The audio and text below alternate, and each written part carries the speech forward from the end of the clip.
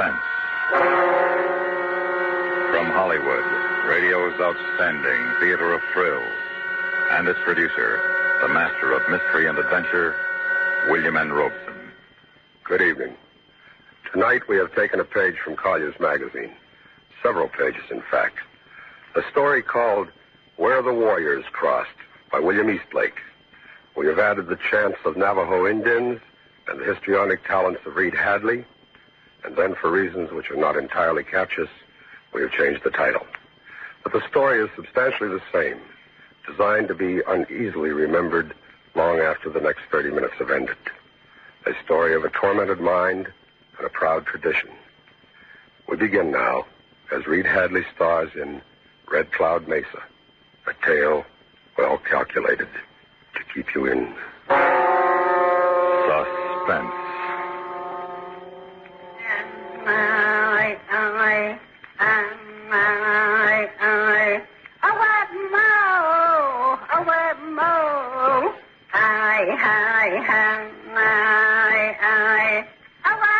Red Cloud Mesa. A great red stone fist thrusting into the thin air above the flat plateau. There's none higher between Cayenta and Ship Rock. So high the clouds catch on it sometimes. Red clouds if the sun is rising or setting. Red Cloud Mesa.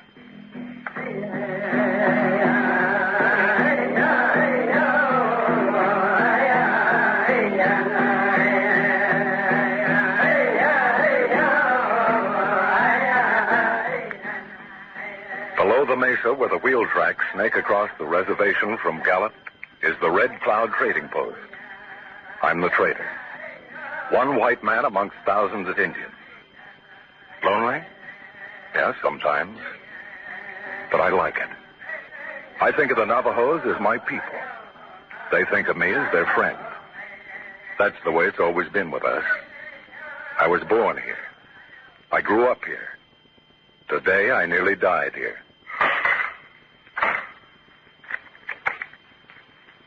I've been expecting you, Four Thumbs. You're my prisoner, Captain. That the same gun you killed the guard with? How did you know? The radio's full of it. How you shot your way out of the psychiatric ward of the Veterans Hospital. How you believe everything you hear on the radio and read in the newspapers? Most everything. You'd believe them before you'd believe the man who served under you? A man that was in your outfit in France? In this case, yes. For an Indian, a quiet, padded cell is no place to die. It's no place for anyone to die. Then you won't turn me in, Captain? Can't do anything else. Unless you leave. I've got no place to leave to, Captain. That's why I come here. I counted on you to help me. You always have. Have I? Yes. In the Bulge that time, when my platoon was cut off for 6 days, you got through with help just in time. I couldn't have lasted a minute longer. I got through a day too late. You crazy? Look, Captain, I'm here. I'm alive. Feel me. You got through just in time. 1, maybe 2 days too late. I'm sorry. What you sorry for? I'm alive. Yes, alive. You was alive when I got to him. That day in the Bulge. The only one left alive. He was giving orders to a platoon of dead men and carrying the orders out himself. It must have been like that for his forefathers who defended this final mesa here against the white man 100 years ago. Like them, he didn't know how to say surrender. He only knew that the mesa, this position somewhere on the flank of Estonia, must be held. He didn't know that his mind must be held also. And after the 6th day of the enemy breakthrough, after 6 days of the water, he didn't notice that his mind had deserted the action and left his body all alone defending the position. Give me that gun. You'll hide me? I don't know yet. Give me the gun and unlock the door. No, I won't let them take me. That's an order, Corporal. You're back in my outfit now. I take all the responsibility and I give all the orders. Give me your gun. Yes, sir. Thank you. Now, please open the door. Yes, Captain.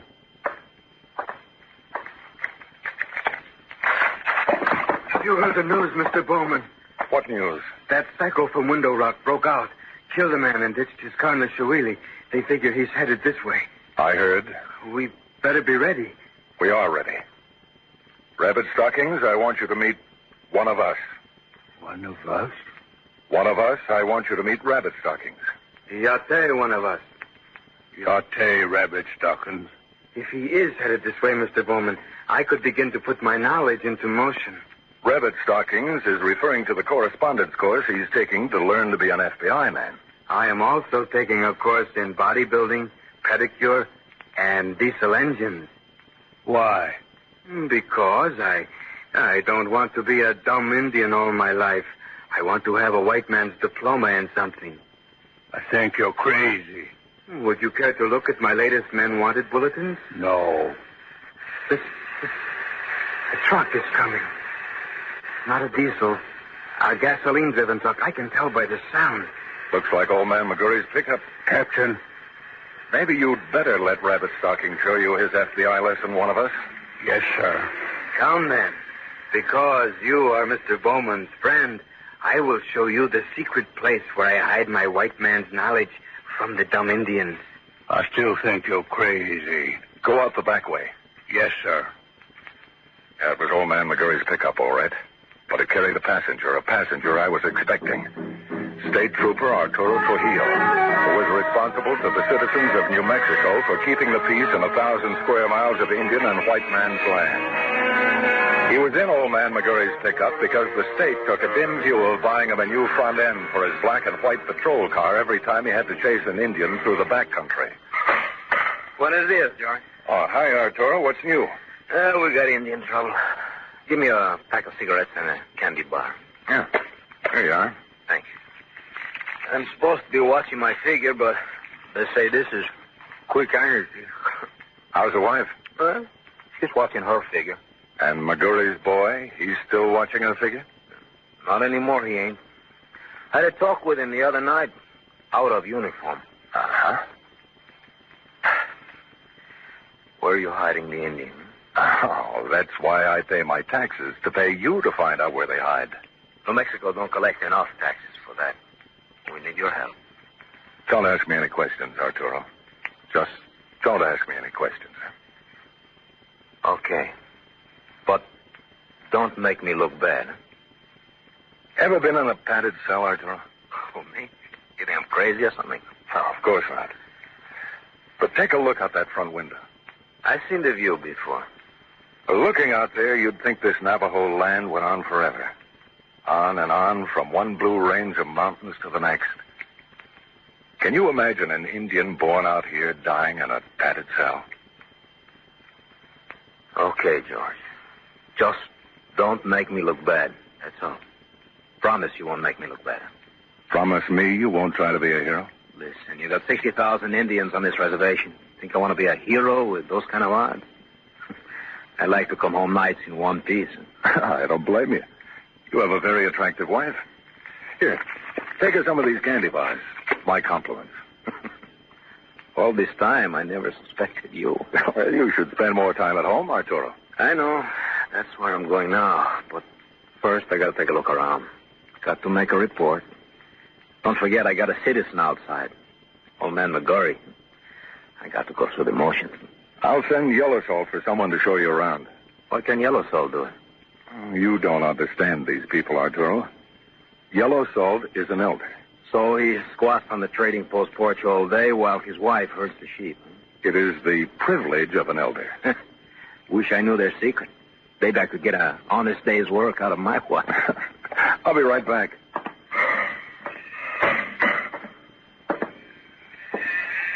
Ahalane, Nazone. Ahalane, Sansia. The ending of the day finds you well, Yellow Salt? Well enough. But I have been asking myself a question. Oh, what is the question, brother? Perhaps I can help find an answer. It is this, Sansia. What is the cop doing here? He's perfectly safe. He's got to make a report. We don't want to make him look bad. Sancia, this presents another question. What is it he doesn't want to look bad about? That psycho boy, Four Thumbs. He escaped and killed a man. The cop has orders to look for him. They want to put him back in a padded cell. Then really, Sancia, what can I do not to help? Why, really not to help? Go find me a boy named One of Us, who is with Rabbit Stocking, so he can show this officer around so that this officer can make out a report and not look so bad that they will send someone else who is thinking in terms of heroic action. Or worse, someone who is sincere. As you say, then, I will do my very best not to help, since this officer is not sincere. You know where Rabbit Stockings hides his white man's lessons. Everybody knows. In that little cave where the petrified tree rolled off the edge of Black Canyon. Everybody knows? Even so, only Rabbit Stockings does not know that everybody knows. So he still has his secret. My thanks go with you, brother. It is an honor to be able not to help the police. Someone will be here to show you around in a few minutes, Arturo. Thanks, George. I just want to look, I don't want to look bad, Don't worry, you won't look bad. I always get the feeling that these Indians of yours don't trust me. They don't trust sincere people. Are you sincere, Arturo? Huh? I don't get you. Well, the Navajos feel that their nation has been cheated out of almost everything they ever owned by sincere people. I think they have a point there. It looks like you don't trust them. What do you mean? How come you got this carbine leaning against the showcase? Hey, watch out, it's loaded. But why? Well, I don't know, really. I live with that gun from Red Beach to the Rhine. Sort of became a part of me. I just feel better having it around. Better or more sincere, George?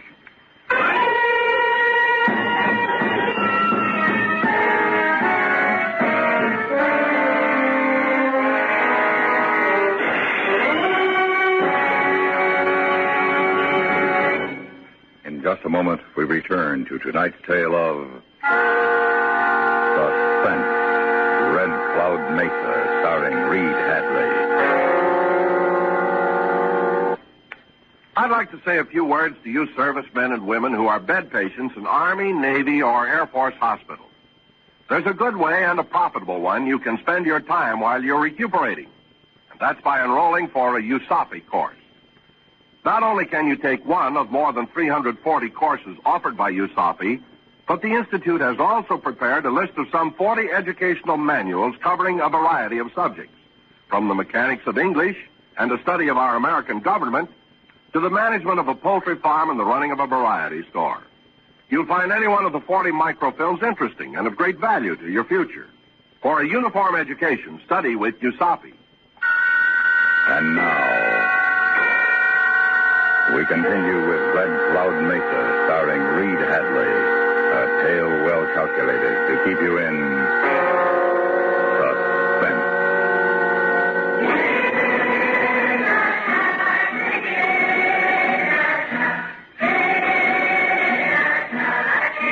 I realize now how foolish I was. But at the time, I was seduced by the delicious irony of the situation. What less sincere way to make State Trooper Trujillo not look bad than to have the man he was hunting show him around? I thought I was thinking as a Navajo thinks. I should have realized that this is as impossible as it would be for Rabbit Stockings to think as a white man thinks. It is very dark in here, Rabbit Stockings. It should be. The sun has not warmed this earth for 60 million years. I have a candle somewhere. Here it is. What is this talk of 60 million years? Look about you. The roots of the ancient tree turned to stone. When the tree at last rolled into the canyon, it left this cave where its roots had been for 60 million years. Where did you hear this child's story? Mr. Bowman told me. The Sancia says it is science. See this rock? He says it's called petrified wood. The Sancia is crazy. All white men are crazy. Crazy enough to own the world. Crazy enough to herd all the dumb Indians onto reservations. You want to be a dumb Indian all your life? Don't you want to have a white man's diploma in something? No, because I'm not crazy. I just cannot believe that one does not seek to better oneself. Listen. You learn every word in those lessons. You think any white man will give you a job? They used to say the only good Indian is a dead Indian. Now they change it a little. They say the only good Indian is a dumb Indian, a blanket Indian. But you see, next time they go crazy, next time they start fighting, they'll change again. Then they'll say the only good Indian is the Indian who fights for his country. And they'll take you out and teach you to kill and kill and kill. They teach you so good, they get hurt feelings when you can't forget how to kill. We are a peaceful people, one of us. Not everyone is like that crazy psycho Indian from Window Rock who shot his way out of I think I will kill you, Rabbit Stocking. Put down that rock. Petrified wood, you said it was. A piece of the Sansia's phony tree. But it's hard enough and sharp enough to smash your crazy head. I do not understand. I meant nothing by what I said. You said too much, Rabbit Stockings. You think this cave has been here for 60 million years? Very well. You shall remain in it for another 60 million. No, don't. Officer. Huh? I'll take that rock. I didn't hear you behind me. I didn't mean that you should. It is an interesting rock. See how it glints in the candlelight? But Sansia's 60 million years. It's difficult for even an Indian to believe. Sansia is crazy. Of course. You saved my life, Yellowstone. He's crazy, too. Of course. The Sansia wants you back at the post. But he just sent me up here. Your name is one of us, is it not? No. Fortum. Fortum? I thought so. Come, the Sansia is waiting.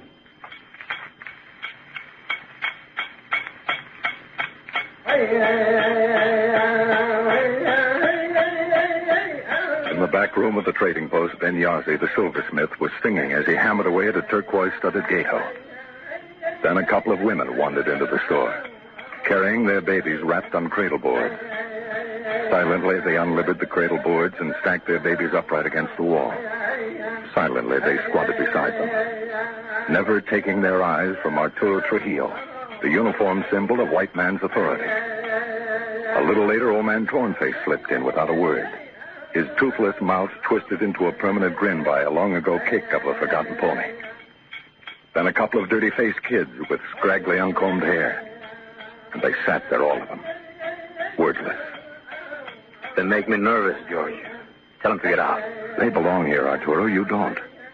You're making me look bad in front of them, George.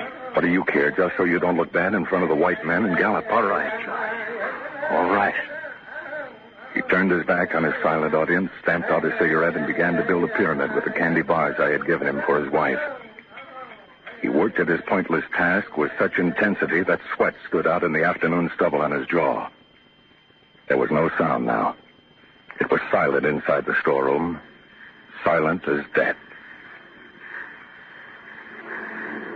Outside, silence too, save for the Albuquerque plain far off. And closer, a fly buzzing on the screen door. The pyramid was finished, all but the capstone. Arturo carefully raised the final candy bar. Hey, what's the big idea? You made me wreck it. You're crazy. What did you say? I said you're crazy. Want to make something of it? I was just having some fun. Arturo, this is one of us. He'll show you around. Don't bother. I guess I've been here long enough to make a report. Old man McGurry is getting impatient. Anything you say, Arturo? Don't forget what you promised, George. Oh, I won't, Arturo. What did you promise, Sansia? You double-crossed me? No, one of us. I promised him that you would not get caught by somebody else in his territory. And that you would always be a good soldier and not cause any more trouble so you would not die in a padded cell. Why did you send for me to show him around? If you showed him around, then he could not find you hiding, could he? No, Captain. You will go back now to Rabbit Stocking's cave. You will stay there until it is safe for you to take a hogun. Yes, Captain. Say, George, I forgot. Hey, you crazy Indian, put down the... Hold on. Cease fire! George! I only come back for the candy. Four Thumbs stood at attention, eyes straight ahead. State Trooper Trujillo lay in the doorway, one boot holding the screen ajar. Lay very still. The buzzing fly eagerly circled a trickle of blood that oozed across the floor. One of the babies wailed in fright, and the chant began. The chant of the enemy way. The chant that would protect the people from molestation by the ghost of this foreigner. I think you and I had better go up on the Mesa, Corporal. Yes, Captain. But... Yes? Beg pardon, sir, but I thought I was to go back to the cave. A new situation has developed since then. It is necessary to change the orders. Yes, sir. Forward. Oh!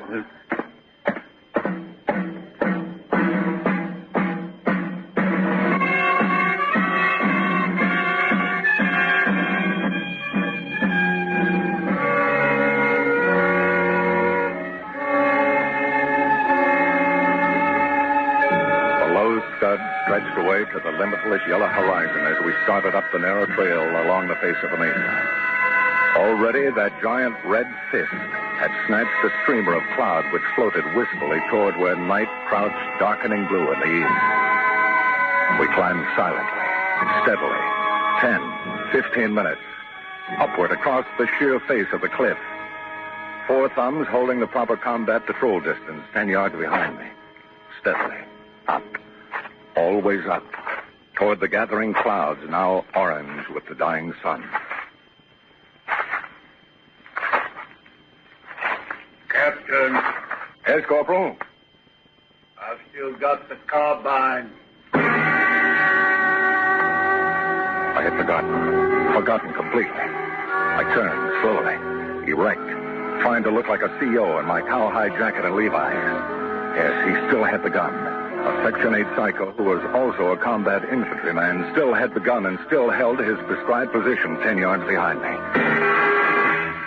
Well, I should hope so, Corporal. A man isn't much good on a patrol without a gun. Yes, sir.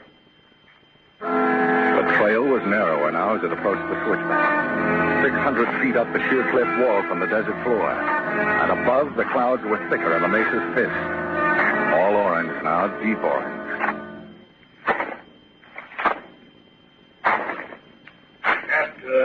Yes, Corporal? Ever hear of an officer being shot in the back by one of his own men?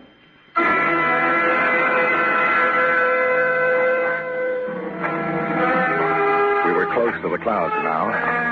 It was chill on the Mesa, but I began to sweat, suddenly, explicably. And the sweat was not warm. Oh, you hear stories like that from time to time, back of the lines. Up front? Well, I suppose it depends on what kind of a leader a man is. Yes, Captain.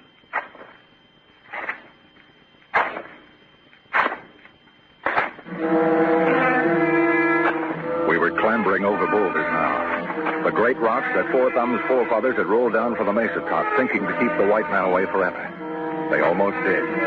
But defending this final fort, the top of this dry Mesa, 200 feet above us in the clouds, they ran out of water. No one quit. They were still up there.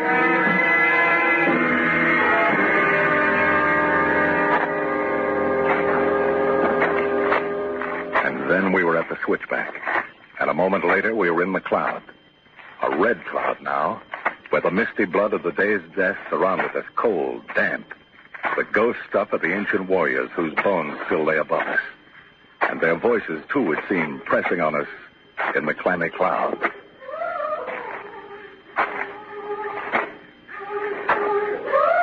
All right, take 5, Corporal. Yes, sir. I stopped and leaned back against the cliff wall. The trail was only a foot wide here. Out beyond the red mist. I waited. and only knew his coming by the sound of his footfalls until all at once he materialized beside me. He leaned back, too, careful to keep the carbine on his right side, the side away from me. I heard plenty of stories like that overseas, Captain. Oh, I dare say it's happened. More than once. Any leader takes a chance. That's one of the risks of leadership. In combat, when a man's head races with blood, when it's kill or be killed, sure, it could happen, but... But what, sir? Well, when a soldier comes back out of the lines, when a soldier is back in the rear area and safe and begins to kill his own outfit, and there's nothing anyone can do to help him. Help? That's what I said. No longer any help for him. Then it's up to the soldier himself, if he isn't crazy, to figure out a way of saving the outfit he's destroying. Yes, sir. We're cut off completely up here, Corporal. You can do anything you want with the rest of the outfit. You've got the gun. Yes, Captain.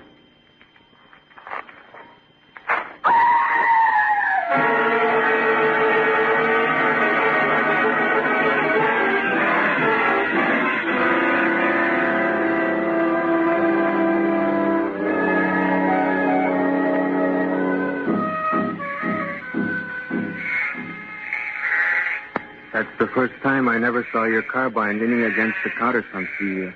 And you never will again, Rabbit Stockings. I'd expect that dumb Indian to bury a man's weapon with him, but not a white man. It was a valuable gun. My people believe a man is more valuable. And we respect your ancient customs. Thank you. And thank your people. It must have been quite a climb, carrying his body all the way to the top of the Mesa. That's where he belonged. Up there with the other warriors. Those old people, cut off up there without water. They must have gone crazy before they died. Probably. But they stuck it out when they could have quit. Yes, they did. And he was their son.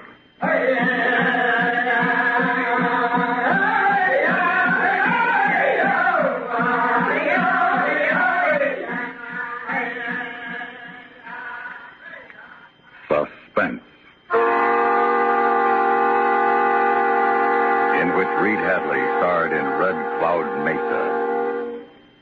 Listen. Listen to Suspense when we return with Miss Sarah Churchill in Charles Dickens' tale of terror, The Signalman. A story well calculated to keep you in suspense. Suspense is produced and directed in Hollywood by William N. Robeson. Red Cloud Mesa was adapted by Mr. Robeson from the Collier's Magazine story, Where the Warriors Crossed by William Eastlake.